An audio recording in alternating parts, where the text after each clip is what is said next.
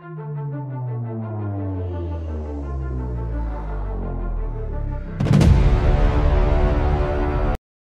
morning guys, nandito kami ngayon sa labas, magbe-breakfast kami ni Bihot.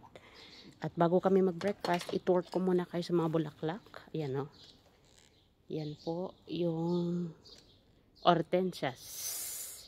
Ganda no, parang ice cream. Tapos meron din doon yung bougainvillea, ayan o. Tapos, ito rin ay isang klase ng hortensias. Yan o. Diba? Para mga ice cream. Andiyan si Bihot. Yan si Bihot o. Hello Bihot. Tingnan nyo guys yung palaman. Avocado at ham. Pero nilagyan muna namin ng mayonnaise yung yung bread. Guys, bumugto pa yung mata namin kasi kagigising pa lang namin. Ang oras dito ngayon ay 7:30 in the morning.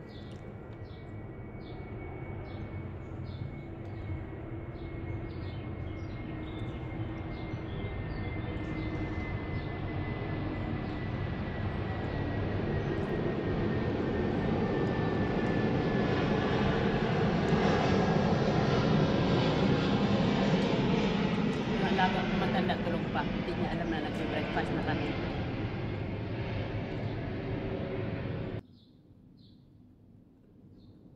Hindi pa namin alam kung makakalabas kami ngayon.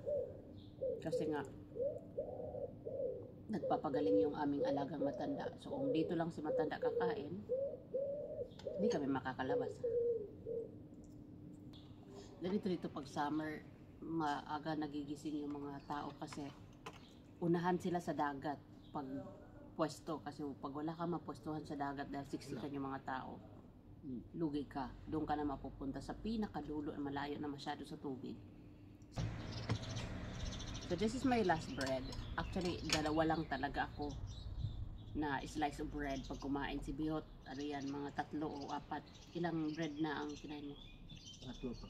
O 3 siya, ako 2. Ano oras ngayon? Sabado ngayon? Linggo. Linggo na ngayon. Ano masasabi mo? Masasabi ko busog. Ito yung yupi ng ulo ng asawa ko. Ito yung na-aksidente.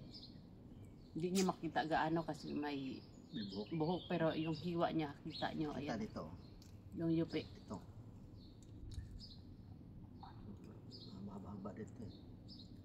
Mahaba. Salamat sa Lord dahil may buhok pa eh, no? Kasi iba kasi hindi natulog buhok. Paano kung hindi ako mabait? Nakapangasawa ka ng maldita. Yun lang, patay tayo dyan. Hindi siguro eh. Depende din siguro po. Diba yung mga mag-asawa, yung lalaki ang nagsasauli, ngayon babalik tayo. Baliktad yun lang. So, uwi natin dito. Punta tayo isis no report. Kasi para maano yung isis ko kahit paano makatulong din. Sino beneficiary mo? Ikaw yata. Hindi ah. No. Hindi ko alam. Hindi ko matanda ako. Ikaw. Baka meron pa iba.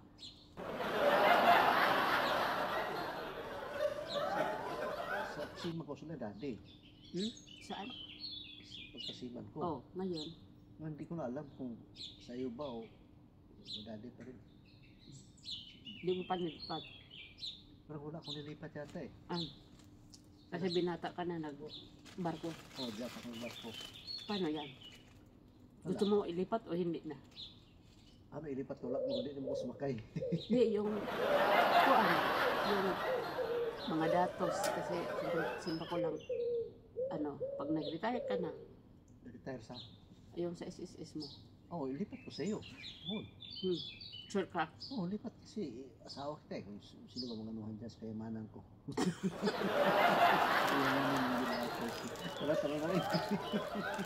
Wala ka na. Paano mo dala ito? Dagang mo dala? Wala ko na lahat. Pag-inom ka gamot ha. Magbabay ka na sa kanila. Bye-bye. Akit na ako dahil gusto kong mag-CR.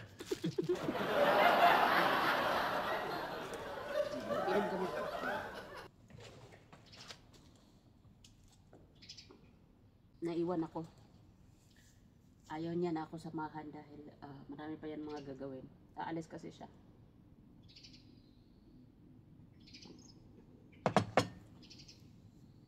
Ang laki ng pinagbago niya kasi alam niyo 10 years ngayon, June, kasi June siya na accident. 10 years siya ngayon na naka-recover sa kanyang pagkaka-aksidente sa motor. At kung napansin nyo nga kanina, yung kanyang kaliwang skull ay malambot. Walang buto, walang skull yung kanyang kabilang ulo. Kasi nga, doon sa pagka-aksidente sa kanya na 10 years na ang nakalipas, winaver ko lang yung kanyang release sa hospitals kasi ayaw siyang palabasin dahil nga doon sa hiniwa yung ulo niya ikaw ba naman hiniwa yung ulo mo tapos gano'n na lang kabilis. And then sumakay kami sa eroplano na ano pa talaga yung ulo niya, fresh pa yung pagkahiwa. Nagkaroon pa ng turbulence sa Istanbul kasi ang sinakyan namin noon ay Turkish Airlines. Nag-turbulence bandang Istanbul. Hirap talaga. Tapos nasa tail pa kami dahil madaming pasahero. Pagka sa tail ka ng eroplano, sobrang magalaw. Pero thanks God dahil talagang napakabuti ng Panginoon na binigay niya ulit siya sa akin. At nakita ka niyo yung recovery niya ngayon na marunong na siya sumagot. Dati kasi pag tinatanong mo, iba ang kanyang sagot dahil nga nagkaroon siya ng amnesia, nagkaroon siya ng pagkalimot, nagkaroon siya ng pagbabago sa kanyang sa kanyang behavior. Yun ang pinaka nalampasan ko, yung pagbabago sa behavior kasi mainitin yung ulo, lagi akong minumura. Yun yung mga moment na talagang akala ko hindi ko malalampasan. At ginawa ko is prayers. Kumapit talaga ako sa Diyos dahil alam ko siya lang yung makakatulong sa akin para malampasan ko lahat ng pagsubok na napagdaanan namin mag-asawa. Napaka-powerful talaga ng prayer. Hala, ang aga pa, naging emotional na ako.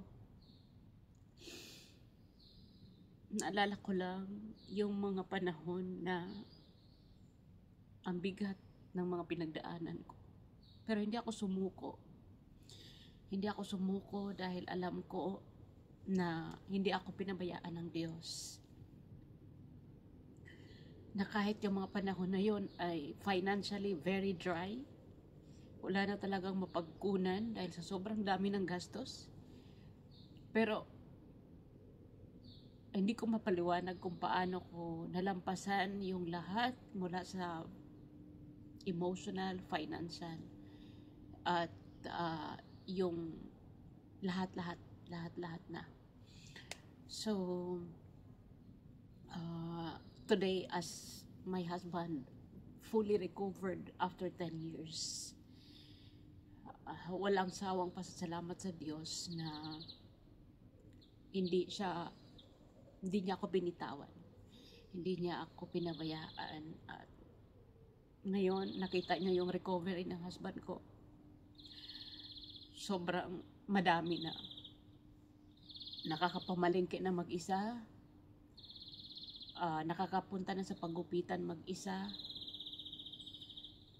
na ipapamasyal niya yung aso mag-isa, na nakakabalik kasi dati hindi siya nakakabalik Hindi niya alam kung saan siya pupunta at hindi niya alam kung saan siya uuwi.